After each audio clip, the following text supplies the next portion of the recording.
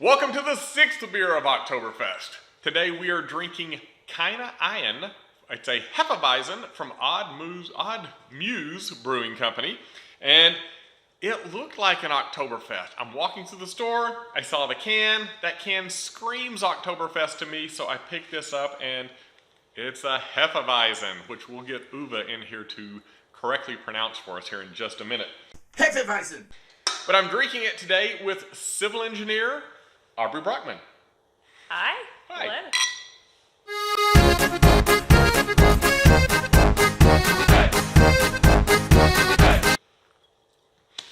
All right, Aubrey, we have been talking, it's weird talking to you like this. So Aubrey's my daughter, and this feels oddly formal. So Aubrey, tell us about what it is civil engineers do in residential real estate or commercial real estate. We've been talking mostly about real estate oriented things. So what is it that you do and other civil engineers do? Sure. So I'm going to say we do everything. I do the less cool side. So there are a couple types of civil engineers that are going to be involved in your residential project. Probably when you think civil engineer, you think structural engineer, like the guys that do the cool bridges and skyscrapers and things like that. So there is a structural engineer involved in designing your house. That's not what I do. So I do basically from your foundation down. Okay. So I grade your streets, I grade your lots to make sure water drains away from your house. We design your water distribution systems, your sanitary collection. Very important.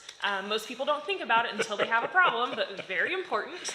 But once you have a problem, that's all they think about. Right? Yeah. We design your storm drainage, the Plies here in Lubbock. We do all that stuff. So talking about the plies, you guys are in charge of grading the streets and making sure that everything flows out to those plies as Correct. Opposed to flowing back and ending up in someone's front or backyard. Correct. Now, and I will say this about Lubbock, growing up here, I didn't understand this. Every time we get a big rain, the streets flood. And it's like, oh my gosh, why do they not invest in storm drainage to help get this water out of the streets? Mm-hmm. Your taxes would be insane if they did that. So here in Lubbock, we just don't get enough rain to call for a lot of storm underground infrastructure. So we use the streets to convey that stormwater to the plazas away from your house. It's meant to do that. If we had to put storm pipes in Lubbock on every street, your taxes would go up, your home prices would go up. So just a little side note about Lubbock. Interesting. So you started out your civil engineering career in Houston, where there was a ton of rain, and I assume it was very different there. Yes, storm drain pipes everywhere, which had its pros and cons.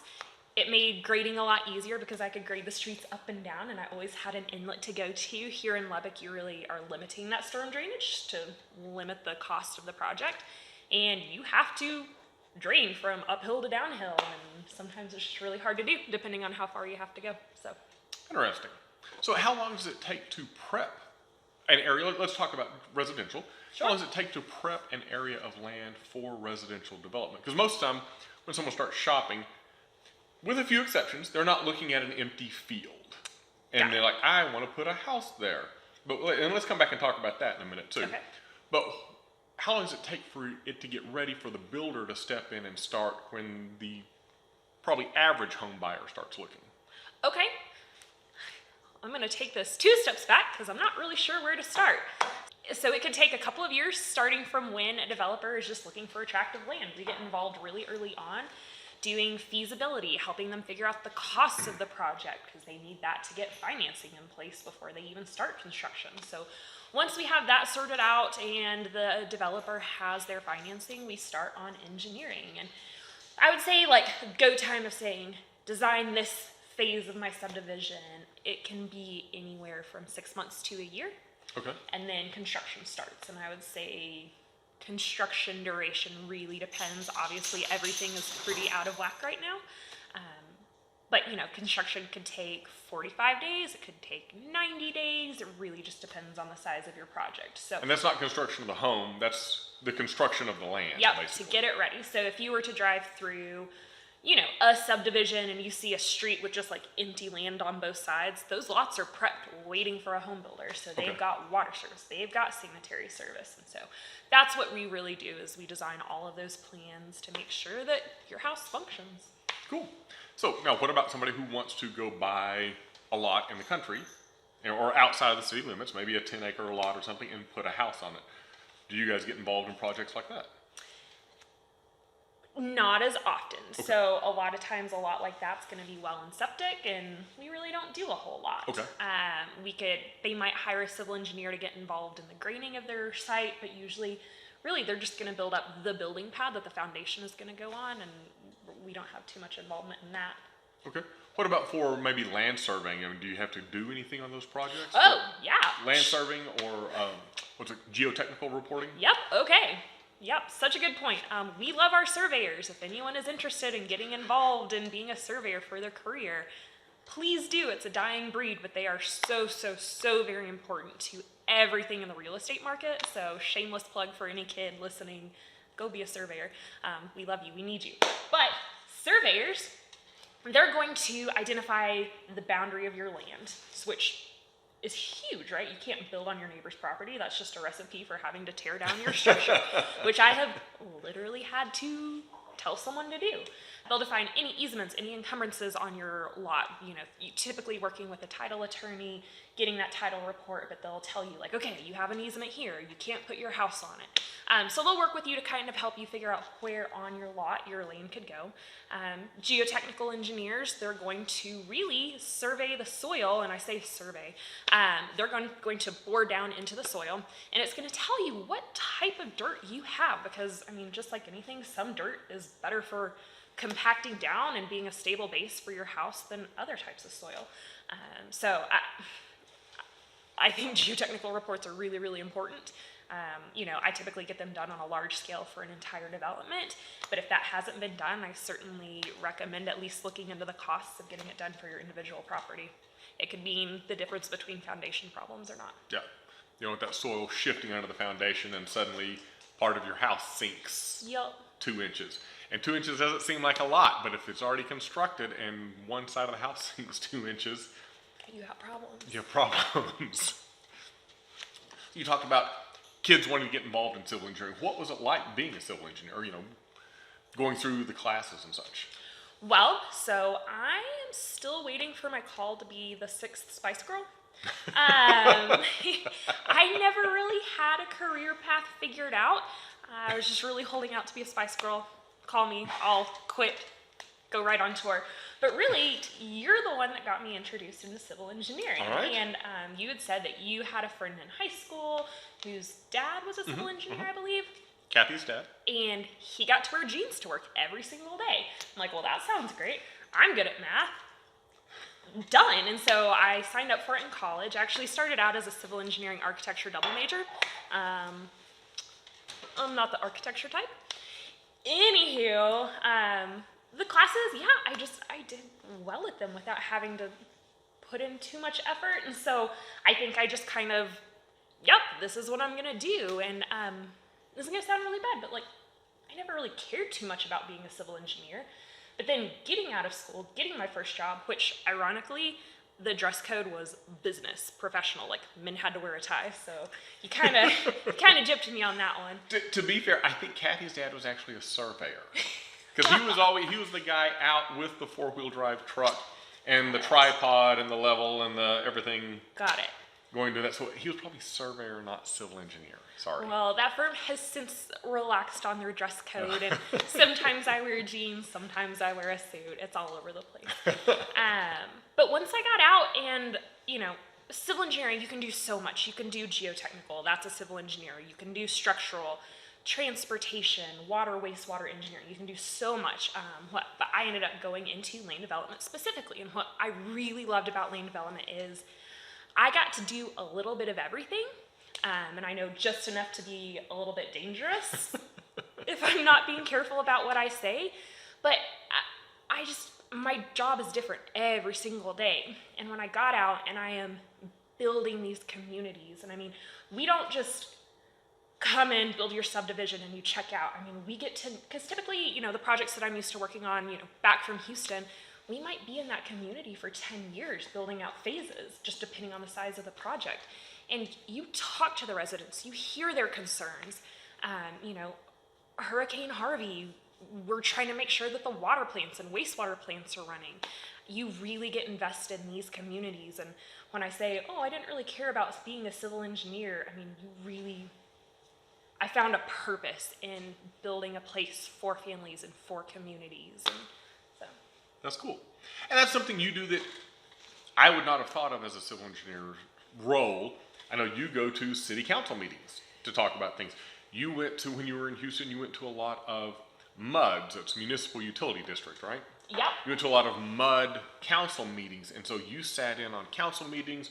You reported at council meetings. That's definitely probably the suit side as opposed to the jeans and covered in mud and dirt, which is what Kathy's dad was doing. You're like, man, that's the coolest job ever. Yeah. Is that typical of a civil engineer? Do most civil engineers get involved in those things, or does it just kind of depend on which role or path you take? I would say it depends on which path you take, and that's one thing I love about, honestly, everywhere I've worked. I mean, everywhere. I've been at 3 different firms over my career. And I would say all of those firms really give you a path to excel in what you love.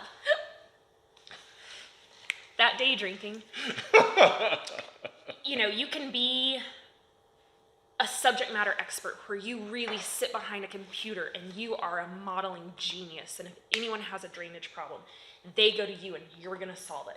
And then you can be someone more like me who really, the design is okay, but what I really loved was seeing all of these puzzle pieces together and getting them to fit and work together. So more on the project management side, and that's really dealing with a team to handle all of these different pieces. You're dealing with the clients more. You're going to MUD meetings. You're going to city council.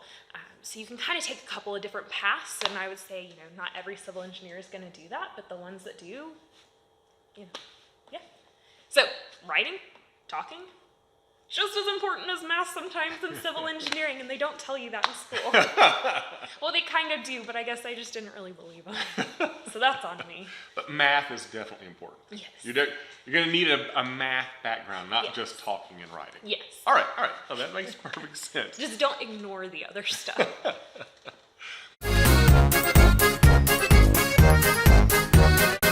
was watching Dancing with the Stars this morning. How was that? Oh, it was good. Yeah. So Cody Rigsby is on it, and he's one of the Peloton instructors. He's my favorite Peloton instructor. And then Melanie C, Sporty Spice, there's a theme in this video, y'all, is also competing, and she is so good. So I can't say I have historically watched Dancing with the Stars, but kind of had to this season. Because there's a Spice Girl on it. Obviously. Yeah. We are back for part 2 of the interview with Aubrey Brockman. Now we're going to find out a little bit more about Aubrey Brockman, and I promise we're going to come back to the Spice Girls, because as you said, that's a theme of this video. Yeah. It seems to be important. It is a deep passion in my life. It is. Girl I power. have photos of you at a Spice Girls concert. Do not cut that into this video. Oh, okay. That's what I was going to ask. Or at least without approval. If no one does not show up in this video, I did not approve the photo. What about the picture of you at the NSYNC concert with the hat nope, on? Nope. Okay, not that one. Nope. Okay, I'll run some Spice Girl photos by you later. Y'all, Dad of the Year took me to NSYNC, Spice Girls, in a concert venue with hundreds of thousands, I don't know, or just thousands of screaming tween girls. You're a trooper. So, little tidbit here. The loudest concert I've ever been to, and I've been to Motley Crue multiple times. We went to Motley Crue. Went to Motley Crue together. Been to Judas Priest multiple times. See, in the front row at Metallica, in front of the speaker stack, that was not the loudest concert I've ever been to. The loudest concert I have personally ever been to was NSYNC in San Antonio, Texas. No strings attached to it. No strings attached. I would not have known that. You were 12, 13, yeah. somewhere, I don't know. And the lights go down, the spotlight comes on, and the NSYNC guys are on stage, and all of the little girls in the audience screamed at a pitch that I did not know was humanly possible. It's like, if you blow a dog whistle too loud, the dog gets all... That's how I felt. It's like, I'm losing my mind. And it wasn't just the little girls. It was also like the young mommies of the little girls. Everyone was screaming. I think there might have been 3 other guys besides the guys in NSYNC. Because they're the best. They're the best. All right, let's talk about... we already talked about how you got into civil engineering. So where'd you go to school? I went to Texas Tech. Guns up. When I was in high school and we were looking at colleges and stuff, I really wasn't sure what to do. As you remember from the last video, I really was just holding out to be a Spice Girl. So as we were looking at colleges and stuff, one thing that really appealed to me about Texas Tech, in addition to getting to stay at home and have someone do my laundry and cook me food, was the dual architecture civil engineering program. So you can get a dual degree, a bachelor's in both, in 4, sometimes 5 years, just because the class load is really heavy. Sometimes that takes a little extra time. So that's really, really, really why I picked Texas Tech, and then ironically just dropped the architecture part. So that's, why I picked Tech. But then you decided to go off and see a little bit of the world. Yeah, so after school, my first job out of college, a little bit of the world, Houston, Texas. But that was a big leap for you, having was. always lived in Lubbock, Yep. always with family right around you. Yep. So Houston was a great place to do your 20s. We recently moved back to Lubbock. My husband and I, we met at work in Houston. Technically, you're at Wolfworth. Wolfworth, sure, yeah. The Lubbock Metro. The Lubbock Metro. We met at work, got married, had a kid, decided help being around family would be really nice, so we came back to Lubbock. But Houston was a great place to do your 20s. Really shaped who I am. In college, probably high school and college, I was really, really, really shy. Half the time you'd be talking to me and I'd look at my feet. I was so shy. And I credit a lot of that to my job at the rec center, breaking up fights, a drug bust one time, got a lot of people skills, management skills, things like that. But beyond that, I think the next thing that really shaped me the most is moving to Houston, kind of forging my own path, figuring out who I was away from family, my own person, and just building a career that I was really proud of. There wasn't that safety net to fall back on. You had to figure everything out and move it, because the safety net was 8 hours away. Yeah. Yeah. I mean, let's not lie. I called Dad a lot. Dad, how do I do this? And got great phone support. Cool. Sorry. You're good. All right, so get your first job. How did you find your first employer?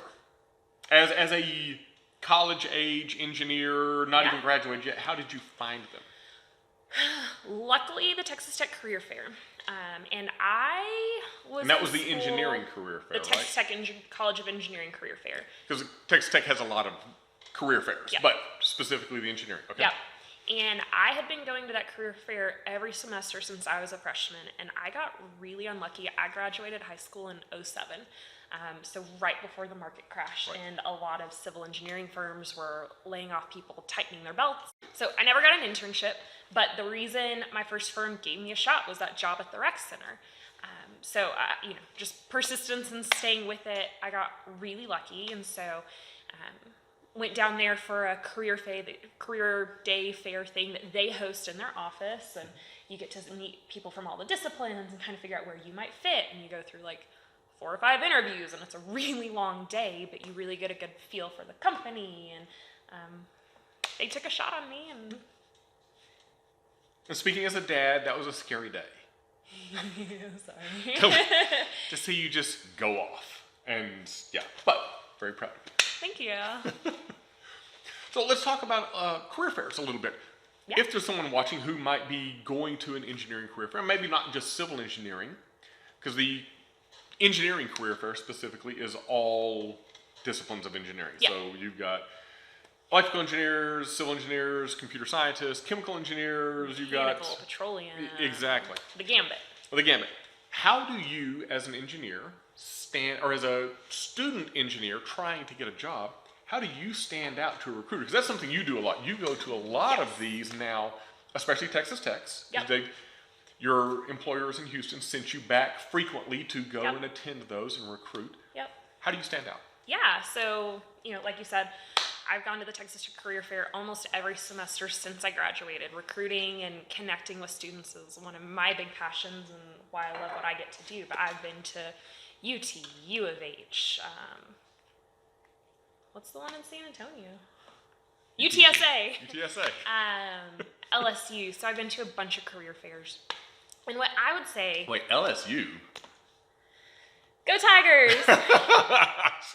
I'm required by Texas state law to say that. My husband went to LSU. No, but what I would say the number one thing, and different employers have different things that they're looking for.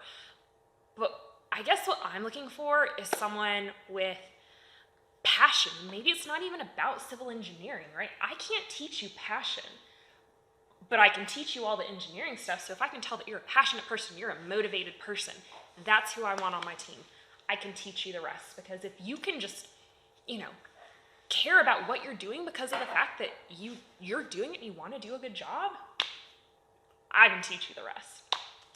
I don't care if you don't have a 3.0 or a 4.0. There's a place, I don't want to talk bad about anyone, but if you have a 4.0 and all you did was study and you weren't involved and you don't have interests and you have a hard time talking on the phone, that's going to be really hard for me to put you on the phone with my client if I have to take the day off because my daughter is sick. I want that self-motivated person who's really driven. I would rather have a 2.5, a 2.75 who worked their butt through college, and I hate putting numbers on people, but I feel like GPA comes up so much, and I'm just trying to emphasize, that is the least important thing to me. Cool. So I guess to stand out at a career fair, just engage with me. I don't, when I'm talking to you, one of my favorite questions to ask is, what's your Hogwarts house? What's your Hogwarts house? What's my Hogwarts house? It is Hufflepuff. Hufflepuff. Yes. Gryffindor. Everyone's like, oh, Gryffindor, you only wanted to be that because Harry Potter was. Well, no, I'm pretty textbook Gryffindor. I took the test. I took the test. I took the Facebook test. I took the Facebook test too and thought I would be a Gryffindor, and it turned out I was a Hufflepuff, and then you got me the sweater. You're a kinder, more gentle person than I am. If that counts for anything. But that's one of my favorite questions to ask. I don't care if you haven't seen Harry Potter. Just talk to me about something. I just want to see if you can talk to me. Never read the books, watched the movies with my roommates. Not really my thing, but I love BTS. I don't know. I just want you to talk to me. That's what makes you stand out. Who's better, NSYNC or BTS? Ooh, okay, so my daughter loves BTS, and they have some bops, don't get me wrong, I listen to them when she's not around. BTS has better dance moves, but, NSYNC for life. NSYNC for life. All right. So let's talk a little bit about music. We talked about that. I'm so sorry, I didn't know that would be such a big topic. I didn't either. I thought we were going to discuss civil engineering. I was holding out to be a Spice Girl. Who knew? I guess I should have known. Technically, I should have known. All right, so, favorite band, all time? Arctic Monkeys? Really? All right. I was assuming Spice Girls.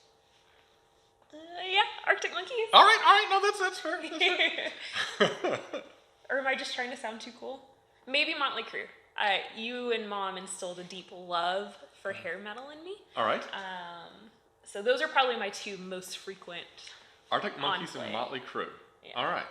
Not Spice Girls and NSYNC, because I really thought it would be one of those two. They're coming up right behind them. Don't get me wrong. Okay. But they are more like a foundational, shape who I am, but maybe not who I play right now. All right. Foundational. Yeah. I don't think you hear that too often about Spice Girls and NSYNC. Call me, please. I will be so good on tour. All right, so listen to BTS with the kiddos. Yep. Or the kiddos. The kiddo. The kiddo, not plural. We hit perfection. So. Yes, there you go. You get one and done. That's Yep. what your mom and I did. Yeah. One and done. All set. So what else do you do besides chase the kiddo around and listen to her music now. Yeah. And you know, those tastes are going to change as she gets older. So enjoy. Okay.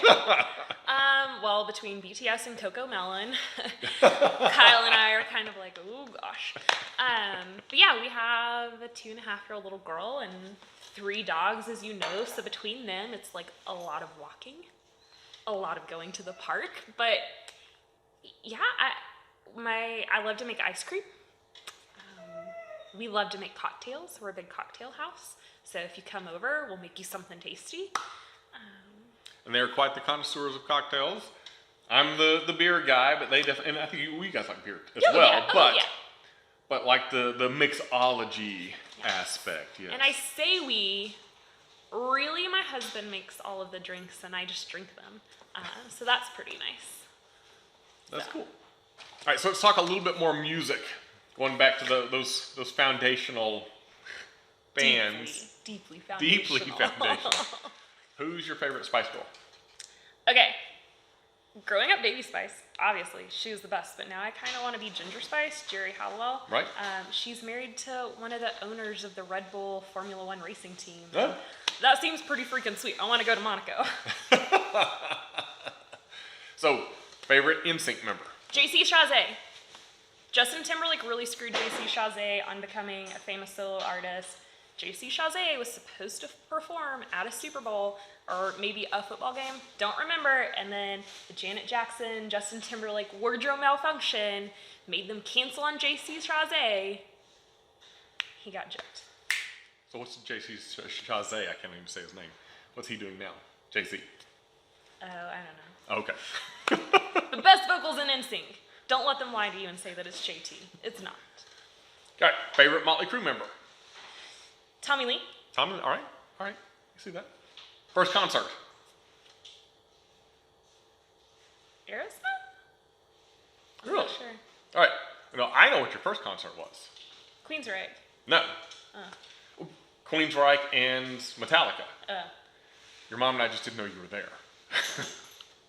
We were in front of the speaker stack with a little one for Queensryche and Metallica. We weren't there for much of Metallica though, because we were going backstage to meet Queensryche, and so. But yeah, you got. I heard we're kind of creepy. A little, yeah. Yeah. Great band, a little weird. It was the '80s. What can you say? All right. Oh, hey, thank you for taking some time to speak to me on camera, sharing a beer with me. Appreciate it. And we will see you all in the next 12 Beers of Oktoberfest video. For an Oktoberfest beer? For an Oktoberfest beer, yes. It will be an Oktoberfest beer next time. It just looks very Oktoberfest. I didn't know.